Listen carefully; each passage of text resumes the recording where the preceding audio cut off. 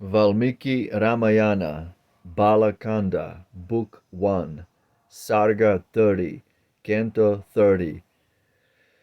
The mysterious powers, pure with glad cheer and joyful breast, of those mysterious arms possessed, Rama, now passing on his way, thus to the saint began to say, Lord, of these mighty weapons I can scarce be harmed by gods on high. Now best of saints, I long to gain the powers that can these arms restrain. Thus spoke the prince, the sage austere, true to his vows, from evil clear, called forth the names of those great charms, whose powers restrain the deadly arms. Receive thou true and truly famed, and bold and fleet the weapons named.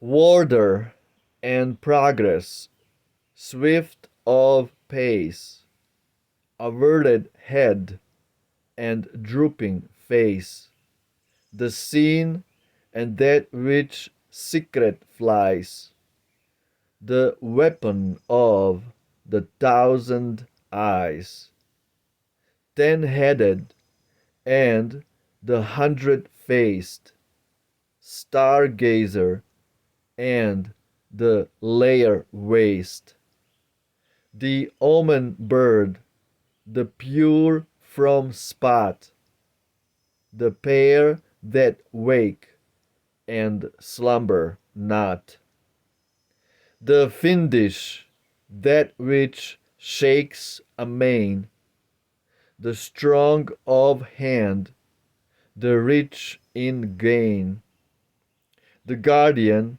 and the close allied, the gaper, love, and golden side. Oragus' son, receive all these, bright ones that wear what forms they please. Krishava's mystic sons are they, and worthy thou their might to sway. With joy the pride of Ragu's race received the hermit's proffered grace, mysterious arms to check and stay, or smite the foeman in the fray. Then all with heavenly forms endued, nigh came the wondrous multitude, celestial in their bright attire. Some shone like coals of burning fire, some were like clouds of dusky smoke, and suppliant thus they sweetly spoke. Thy thralls, O Rama, here we stand. Command, we pray, thy faithful band. Depart, he cried, where each may list, but when I call you to assist, be present to my mind with speed, and aid me in the hour of need. To Rama then they lowly bent, and around him in due reverence went. To his command they answered ye, and as they came, so went away. When thus the arms had homeward flown, with pleasant words and modest tone, and as he walked, the prince began to question thus the holy man. What cloud-like wood is that which near the mountain's side I see appear? O tell me, for I long to know, its pleasant aspect charms me so. Its glades are full of deer at play, and sweet birds sing on every spray. Past is the hideous wild I feel, so sweet a tremor o'er me steal.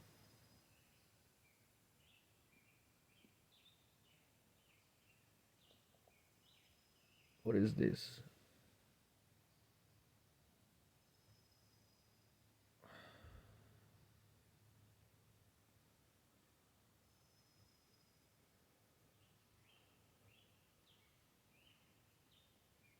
Ay, ay, ay.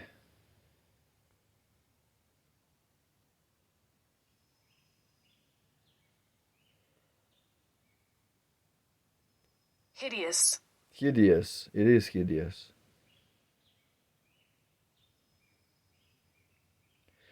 Past is the hideous wild I feel, so sweet in tremor o'er me still, and hail with transport fresh and new, a land that is so fair to view.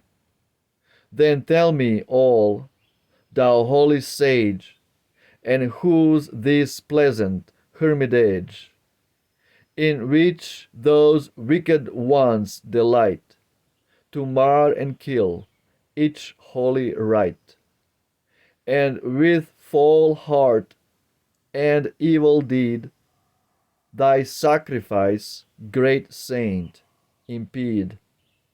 To whom, O sage, belongs this land, in which thine altars ready stand? 'Tis mine to guard them, and to slay the giants who the rites would stay. All this, O best of saints, I burn from thine own lips, my Lord, to learn. Jai Valmiki Ramayana ki Jai. Beautiful. Footnotes 42:1. In Sanskrit, sankara, a word which has various significations, but the primary meaning of which is the act of seizing. Seizing or seizing? What is it? Ay, ay, ay.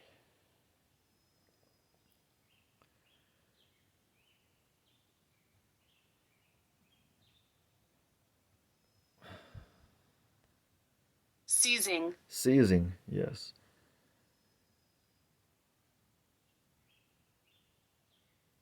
A length of cord or rope used for fastening or tying.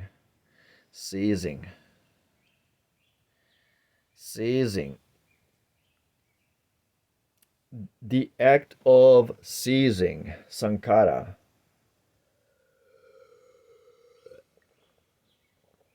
A magical power seems to be implied of employing the weapons when, when and where required.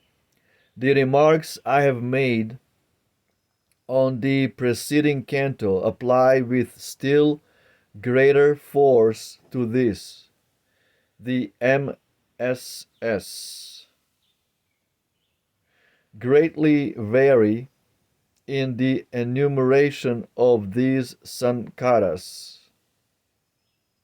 And it is not surprising that copyists have incorrectly written the names which they did not well understand. The commentators throw no light upon the subject. Schlegel. I have taken the liberty of omitting four of these which Schlegel translates: sclerum, balum, eupailium, cantiventrem, and chrysopalum. Wow. Let's dissect this. So basically the team Ralph Griffith, Schlegel, Goresio, they are translating Ramayana from Sanskrit to different Latin, Romance languages, including British. So they're using these Latin words to describe different weapons that are enumerated in this chapter and the past chapter and the last chapter. So it's enumeration of like huge list of different celestial weapons Rama had received from different demigods and from his guru, his spiritual preceptor, Vishwamitra.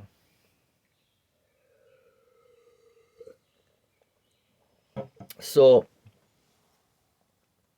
I'm happy to learn that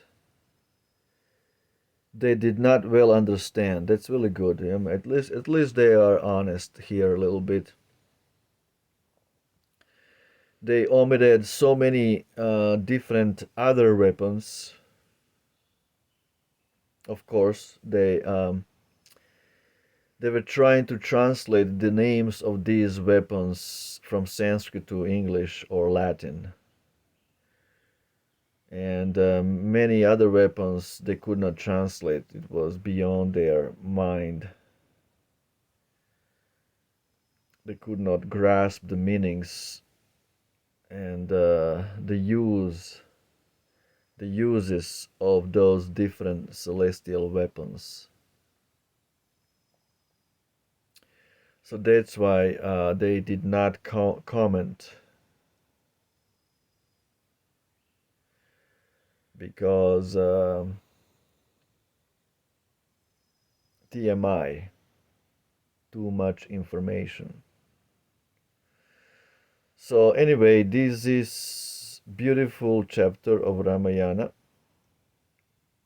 where he's talking about super magical, super celestial arms, weapons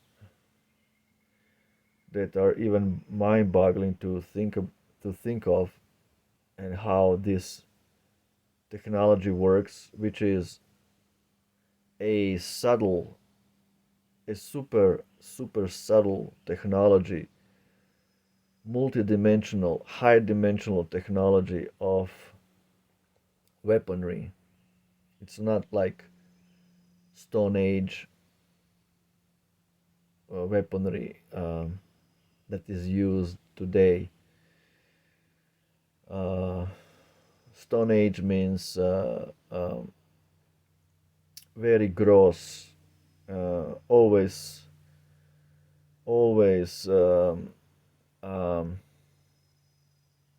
chances to misfire. Yeah, all these guns and rockets and atom bombs, in comparison to the weapons that are much more superior, celestial weapons, are all these weapons that we have in Kali Yuga are basically Stone Age. And um, there is description of different weapons. Like for example, there is one weapon called Kama weapon. When this weapon is thrown on the enemy, everybody who is fighting stops fighting, and pretty much they have to do some embarrassing activities, like I won't even mention some embarrassing sexual activities. Imagine Kama weapon. It's so powerful, so subtle weapon. When it's thrown, the fighters, the warriors, cannot fight anymore. They have to stop everything and they have to do some sexual perversions right there and then.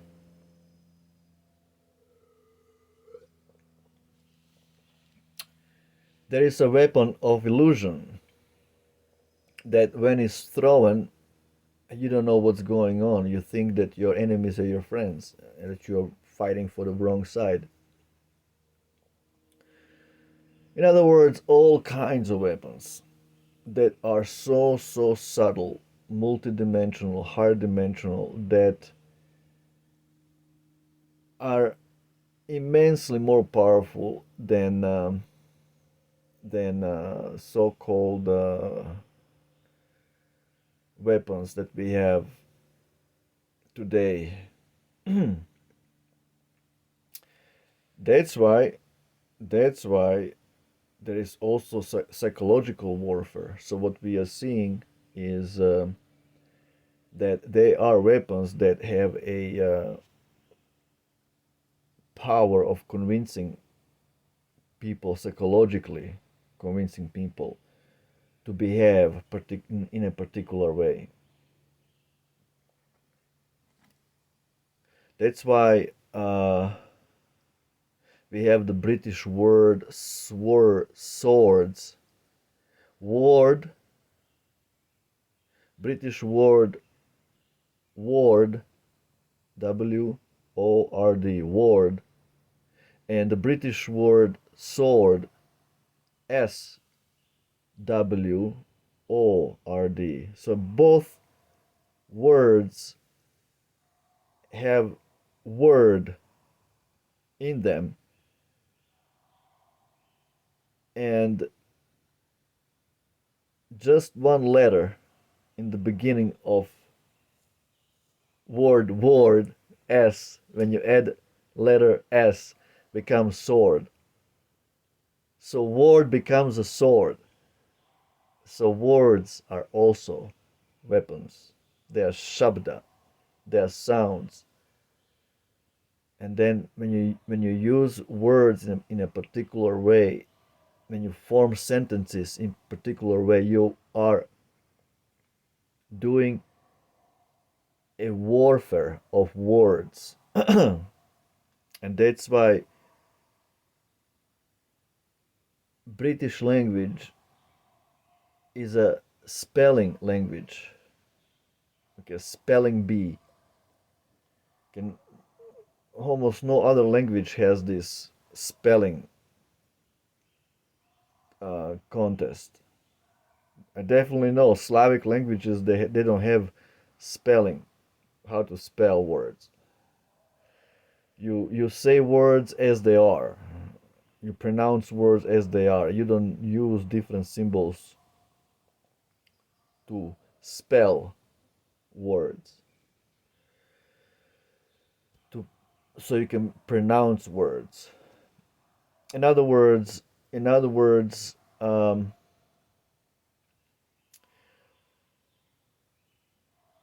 words are weapons, are mantrams, and particular use of words in sentences can affect your reality. And British language is a Kali Yuga version of Sanskrit. It's coded Sanskrit language because the purpose is to hide, by misspelling, is to hide history, the true history of human race. The purpose is to invert or make perversion of the ultimate reality or God. And that's why in Kali Yuga, because of this mispronunciation that is going on of the eternal language Sanskrit, the Devanagari, the language of the gods, that's why we lost all understanding of reality. We are literally thinking that we are living in the universe all alone. This is how much we are ignorant of things. And we are literally thinking that we are the highest in evolution. This is how ignorant we are. And this is all caused by the language itself. By the language itself, by hiding away God and His creation. We have created an illusion version of reality. In other words, like for example, the British word alien, it's pretty much a code word for high dimensional, multidimensional superhuman beings called demigods. In other words, demons who are by nature very hateful of demigods, they want to erase them from memory by propagating this word alien.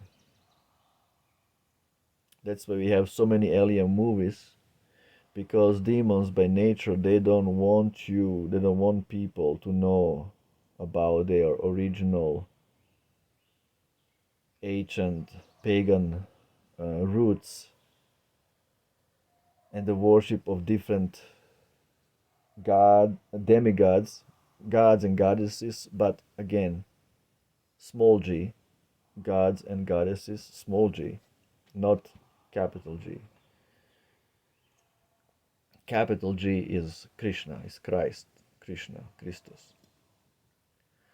So, um, yeah, through use of this mispronounced Sanskrit,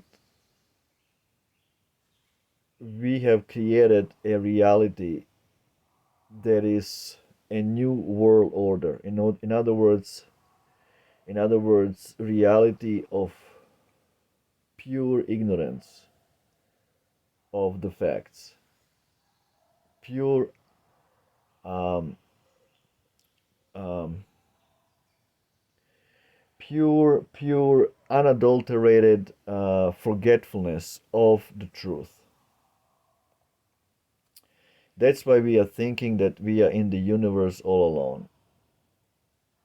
But when you look at the stars at night, intelligent person or a person who knows the truth knows that every single star or planet that you see in the sky at night is inhabited, completely inhabited with so many different demigods.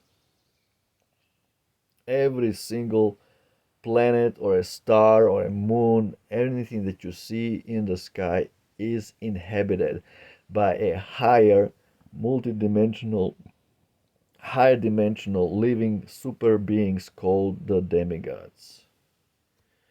And the British word alien is a code word designed by the demons to obstruct your vision of the reality that and put you in a completely different dimension of ignorance of the reality, thinking that you are all alone, there is no other life, specifically that there is no other life forms that are so superior to us that is so even mind-boggling to think about. That's the trick. Okay, it's not that there is life on other planets. No, that life is so superior to us that we cannot even comprehend how superior they are to us. And that's why when you understand that they are celestial beings out there with a celestial weaponry, and that we are in comparison to them like ants, literally like ants or bugs, then the whole our whole conception of reality, when we accept this fact, our whole conception of reality is going to change 100%, 180 degrees opposite of what we are being taught, that we are in a empty universe, everything came by chance, and there are some mysterious aliens, grays, that are out there to get us. This is the depth of ignorance we are at present. So, so many things to talk about. But just by reading Ramayana, we can learn and start remembering the true history of human race like that. Okay. Valmiki Ramayana ki jai. Ciao.